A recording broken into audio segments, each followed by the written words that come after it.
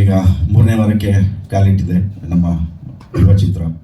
ಈಗಲೂ ಕೂಡ family audience, ಅದರಲ್ಲೂ ನಮ್ಮ ಸಂತೋಷ ಹೇಳಿದಂಗೆ ಈ ಎಕ್ಸಾಮ್ ಭರಾಟೆಗಳಿಗೆ, ಎಲೆಕ್ಷನ್ ಭರಾಟೆಯಲ್ಲಿ ಮಕ್ಕಳು ರಿಸಲ್ಟ್ ಏನಾಗುತ್ತೋ ಅಂತ ಆತಂಕದಲ್ಲಿದ್ದು ಇರುವಂಥ ಫ್ಯಾಮಿಲಿಯವರಿಗೆ ಸಿನಿಮಾ ನೋಡೋಕ್ಕೆ ಬರೋದು ಹೇಗೆ ಅನ್ನೋದು ಎಲ್ಲರಿಗೂ ಕ್ವಶನ್ ಮಾರ್ಕ್ ಇತ್ತು. ಆದರೂ ಕೂಡ ಅದು ಯಾವುದನ್ನು ಲೆಕ್ಕಿಸದೆ ಅಷ್ಟು ದೊಡ್ಡ ಮಟ್ಟದಲ್ಲಿ ಚಿತ್ರಮಂದಿರಗಳಿಗೆ ಬಂದು ಎಲ್ಲ ಕಡೆ ಹೌಸ್ಫುಲ್ಲಾಗಿ ಈ ಒಂದು ಚಿತ್ರವನ್ನು ಕನ್ನಡಿಗರು ಗೆಲ್ಲಿಸ್ಕೊಟ್ರು. ಯಾಕೆಂದರೆ ಇಡೀ ಕನ್ನಡಿಗರಿಗೆ ನಾನು ನೋಡಿದಂಗೆ ಆ ಒಂದು ದೊಡ್ಡ ಮನೆ ಮೇಲೆ ಇರುವಂಥ ಅಭಿಮಾನ, ಪ್ರೀತಿ, ಆ ಪ್ರೀತಿ ಇವತ್ತಿಗೂ ಇದೆ, ಇನ್ನು ಯಾವತ್ತಿಗೂ ಇದ್ದೇ ಇರುತ್ತೆ, ಮುಂದಕ್ಕೂ ಇದ್ದೇ ಇರುತ್ತೆ. ಯಾಕೆಂದರೆ ಒಂದೇ ಸಿನಿಮಾದಲ್ಲಿ ನಮ್ಮ ಯುವರಾಜ್ಕುಮಾರ್ ಅವರು ಯಾವ ಮಟ್ಟಕ್ಕೆ ಏರ್ಬೋದು ಅನ್ನೋದನ್ನು ತೋರಿಸ್ಕೊಟ್ಟಿದ್ದಾರೆ.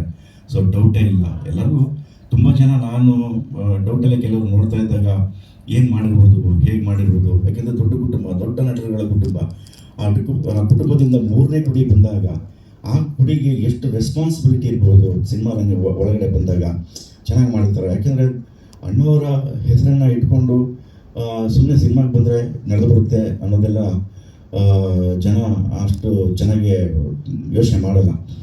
ಏನು ಅವ್ರ ಹೆಸರಿದೆ ಬರ್ತಾರೆ, ಸಕ್ಸಸ್ ಆಗಿಬಿಡ್ತಾರೆ ಅಂತ ಇಲ್ಲ. ಆದರೆ ಯುವ ಅದನ್ನು ತಪ್ಪು ಮಾಡಿದ್ರು. ಅದನ್ನು ತಪ್ಪು ಇಲ್ಲ, ಆಗಲ್ಲ. ಒಂದು ಸಿನಿಮಾಗೆ ಒಳಗಡೆ ಬರಬೇಕು ಅಂತಂದರೆ ಒಬ್ಬ ನಟ ಯಾವ ರೀತಿ ತಯಾರಾಗಿ ಒಳಗಡೆ ಬರಬೇಕು.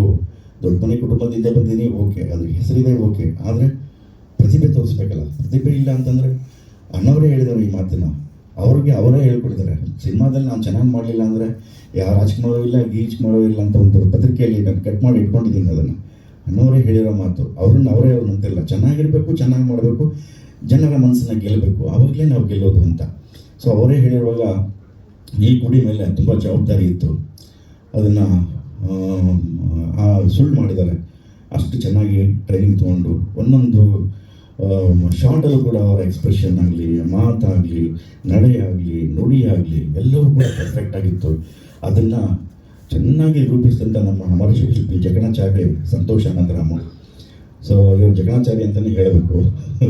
ಸೊ ಅಷ್ಟು ಚೆನ್ನಾಗಿ ಅದ್ಭುತವಾಗಿ ನಮ್ಮ ಇವನನ್ನು ಪ್ರೆಸೆಂಟ್ ಮಾಡಿದ್ದಾರೆ. ಹೊಂಬಾಳೆಯವ್ರಿಗೂ ಕೂಡ ಒಂದು ಧನ್ಯವಾದಗಳನ್ನ ನನ್ನ ವೈಯಕ್ತಿಕವಾಗಿ ಹೇಳೋಕ್ಕೆ ಇಷ್ಟಪಡ್ತೀನಿ. ಯಾಕೆಂದರೆ ಒಬ್ಬ ಹೊಸ ನಟನನ್ನು ಈ ರೀತಿ ಪ್ರೆಸೆಂಟ್ ಮಾಡೋದು ದೊಡ್ಡ ಮಟ್ಟದ ಜವಾಬ್ದಾರಿ. ಅದು ಸಂತೋಷಕ್ಕಾಗಿರ್ಬೋದು ಅಥವಾ ಹೊಂಬಾಳೆ ಸಂಸ್ಥೆಗಾಗಿರ್ಬೋದು. ಸ್ವಲ್ಪ ಹೆಚ್ಚು ಕಮ್ಮಿ ಆದರೂ ಏನೇನೋ ಆಗ್ಬಿಡ್ತಿತ್ತು. ಆದರೆ ಅದೆಲ್ಲವನ್ನು ಮೀರಿ ನಿಂತು ಜನ ಸಿನಿಮಾ ಥಿಯೇಟರ್ ಒಳಗಡೆ ಹೋಗಿ ಬಂದಂಥ ಪಬ್ಲಿಕ್ ರಿವ್ಯೂ, ಬೇರೆ ರಿವ್ಯೂ ಬಿಟ್ಬಿಡಿ, ಪಬ್ಲಿಕ್ ರಿವ್ಯೂ ನೋಡ್ತಾ ಇದ್ದೆ. ಎಲ್ಲರೂ ಹೇಳ್ತಿದ್ದದೆ, ನಾವು ಏನೋ ನಿರೀಕ್ಷೆ ಇಟ್ಕೊಂಡು ಹೊರಗಡೆ ಬಂದಾಗ ನಮ್ಗೆ ಆದ ಆನಂದನೇ ಬೇರೆ. ಯಾಕೆಂದರೆ ನಮ್ಮ ನಿರೀಕ್ಷೆಗೂ ಮೀರಿ ಯುವರಾಜ್ಕುಮಾರ್ ಅವರು ಆ್ಯಕ್ಟಿಂಗ್ ಮಾಡಿದ್ದಾರೆ, ಆ ಸ್ಥಾನವನ್ನು ಉಳಿಸ್ಕೊಂಡಿದ್ದಾರೆ, ಆ ಒಂದು ರೆಸ್ಪಾನ್ಸಿಬಿಲಿಟಿಯನ್ನು ಗೆದ್ದಿದ್ದಾರೆ ಅಂತ. ಸೊ ಇದಕ್ಕಿಂತ ಇನ್ನೇನು ಬೇಕು ಹೇಳಿ. ಸೊ ಹಾಗಾಗಿ ನಮ್ಮ ಕನ್ನಡ ಚಿತ್ರ ನಮಗೊಬ್ಬ full packed hero, complete hero ಬಂದಿದ್ದಾರೆ. ಸೊ ನಿಮ್ಮೆಲ್ಲರ ಆಶೀರ್ವಾದ ಈ ಕುಡಿ ಮೇಲಿರಲಿ. ಮುಂದೆ ಬೆಳೆಸುವ ಜವಾಬ್ದಾರಿ ನಿಮ್ಮದಾಗಿರುತ್ತೆ. ಸೊ ಈ ಒಂದು ಚಿತ್ರದಲ್ಲಿ ನಾನು ಪಾತ್ರ ಮಾಡೋದಕ್ಕೆ ನನಗೂ ಕೂಡ ಸಂತೋಷ ಆಗಿದೆ. Thank you Santosh, thank you ನಮ್ಮ ಹೊಂಬಾಳೆ ಸಂಸ್ಥೆ ಹಾಗೂ ನನ್ನ ಎಲ್ಲ ನಟರಿಗೂ ಕೂಡ ಧನ್ಯವಾದಗಳು ಹೇಳ್ತೀನಿ. ಮತ್ತೊಮ್ಮೆ ಮಗದೊಮ್ಮೆ ಆಗಾಗ ಸದಾಕಾಲ ಸಂತೋಷ್ ಜೊತೆ ಹಾಗೂ ನಮ್ಮ ಯುವರಾಜ್ಕುಮಾರ್ ಅವ್ರ ಜೊತೆ ಪಾತ್ರ ಮಾಡೋದಕ್ಕೆ ನಾನು ಆಸೆ ಪಡ್ತೀನಿ. ಥ್ಯಾಂಕ್ ಯು ಎಲ್ಲರಿಗೂ.